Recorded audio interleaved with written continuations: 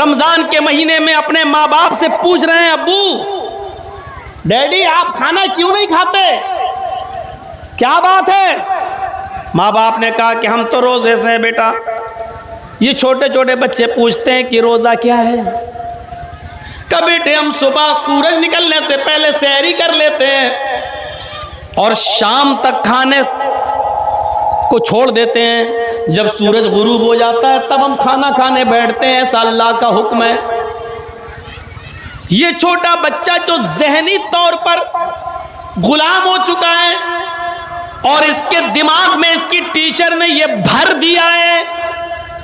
जिन लोगों के बच्चे कॉन्वेंट में पढ़ते हैं, ईसाई मिशनरियों में पढ़ते हैं, वो जरा गौर करें कैसे जहर घोला जाता है। उसकी एक दो मिसालें मैं आपके सामने दूंगा, कैसे जहर घोला जाता है। और याद रखिएगा, ये नर्सरी, एलकेजी, यूकेजी और फर्स्ट क्लास के बच्चों तक उनका जहन में जहर घोला जाता है, क्योंकि यहां से जो बच्चे अपने जहन में जहर लेकर उठेंगे वो बड़े होने तक भी दूर नहीं होगा। इसीलिए इस उम्र से बच्चों की तरबियत अच्छी होनी चाहिए।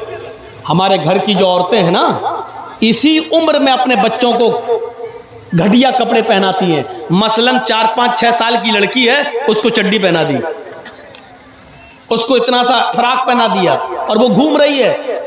ये क्या पहना, छोटी है अभी, बच्ची तो है।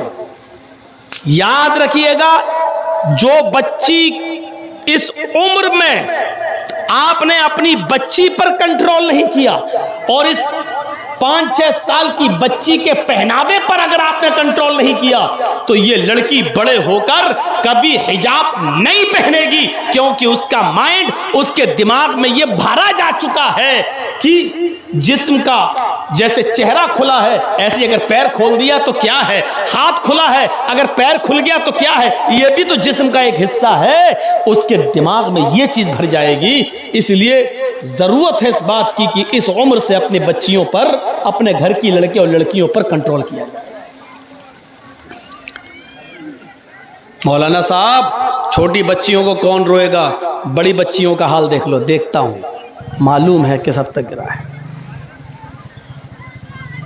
नाम नहीं लूंगा।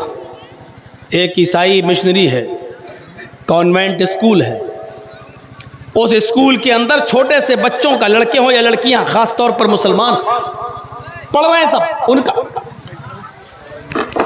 हाँ, तो वो जो छोटे छोटे बच्चे हैं उनके जहन में ये बात डाली जाती है। देखिए किस तरीके से पढ़ाई होती है कि बच्चों फास्ट फूड खाओ, तुम छोटे हो, अभी सी आदत डालो, मुकव्वी चीज़ें खाओ और कभी भी अपने पेट को 2, 3, 4 घंटे से ज़्यादा खाली मत रखना।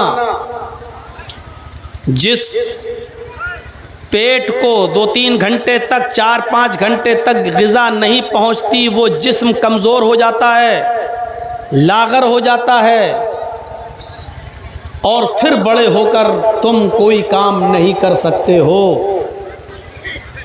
आपको स्ट्रांग होना है, मजबूत होना है। बज़ाहिर देखा जाए तो इसमें किसी मज़हब का नाम नहीं लिया गया, देखा जाए तो एक आम सी बात कही गई है, लेकिन दर हकीकत इन छोटे छोटे बच्चों के जहन में ये बात डालकर ये जहन में बावर कराया जा रहा है कि रोजा ओजा जैसी कोई चीज अहमियत नहीं रखती। ये बच्चे जब कॉन्वेंट स्कूल से ये पढ़कर, नर्सरी में भी उन्होंने ये पढ़ा, एलकेजी में भी यही उनको पढ़ाया गया, यूकेजी में भी उनको यही पढ़ाया गया, फर्स्ट में भी यही उनको बताया गया। उनके जहन में ये बात बावर हो गई कि नहीं, ज्यादा देर भूखा नहीं रहना चाहिए। ये छोटे छोटे बच्चे रमजान के महीने में अपने माँ बाप से पूछ रहे हैं, अब्बू डैडी आप खाना क्यों नहीं खाते, क्या बात है? माँ बाप ने कहा कि हम तो रोजे से हैं बेटा। ये छोटे छोटे बच्चे पूछते हैं कि रोजा क्या है? कब बेटे हम सुबह सूरज निकलने से पहले सहरी कर लेते हैं और शाम तक खाने को छोड़ देते हैं, जब सूरज गुरूब हो जाता है तब हम खाना खाने बैठते हैं, ऐसा अल्लाह का हुक्म है। ये छोटा बच्चा जो ज़हनी तौर पर गुलाम हो चुका है और इसके दिमाग में इसकी टीचर ने यह भर दिया है कि 4-5 घंटे से ज्यादा भूखा रहने से इंसान कमजोर हो जाता है। हंसता हुआ ये बच्चा कहता है कि आप पुरानी बातों पर चलोगे, अब्बू आपको नहीं मालूम आज की साइंस क्या कह रही है? अब्बू आप पुराने जमाने की बातें कर रहे हैं? नहीं, हमें तो ये पढ़ाया जाता है कि 4-5 घंटे से जो भूखा रहेगा उसकी बॉडी कमजोर हो जाएगी। और चूंकि ये इतने फर्स्ट क्लास तक बच्चों को इतना बता दिया जाता है, इतने मिनरल की कमी होगी, इतने विटामिन की कमी हो जाएगी, इतनी वाटर की कमी हो जाएगी और आपकी इम्यूनिटी पावर घट जाएगी, जंग बीमारियों से लड़ने वाले जरासीम आपके शुक्राणु कम हो जाएंगे।